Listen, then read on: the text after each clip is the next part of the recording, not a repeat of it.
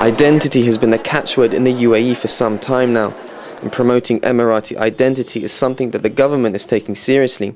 But what exactly does that entail? Sharjah University was the battleground for this debate, a remarkably open one at that. Top of the agenda here, is Emirati identity dwindling?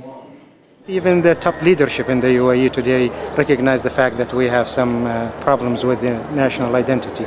And I think it stems from the fact that the Emiratis are becoming a minority in their own country, and it's really becoming devastating, severe. It is very natural for a minority in its own country to become very protective of its own identity.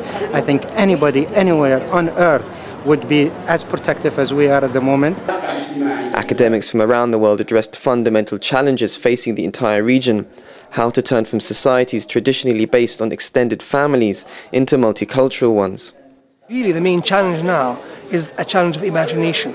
How do we, as Emiratis, imagine other people that we don't meet, we don't know, they're not part of our families, as people with whom we share an identity. The debate over the westernization of UAE society is also filtering down to the country's younger generations. The next generation will just grow up without know if they are Emirati or Muslim or local or it's belong to which community. When you are a member of a society, you mean by that all the people who are not members of this society are excluded. Tariq Ramadan, a well-respected expert on Muslims in Europe, warned of becoming too preoccupied with national identity.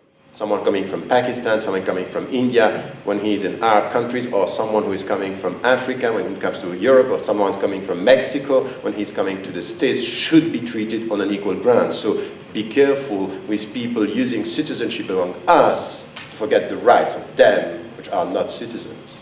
It's a difficult debate in a country whose original inhabitants make up around 20% of the population. But perhaps the biggest challenge is for the younger generations joining such a fast-moving, business-driven society and competing with the high influx of highly skilled foreign workers. They have high education, high level of education, so we should compete with them instead of compete with each other. So it's hard to accept the reality.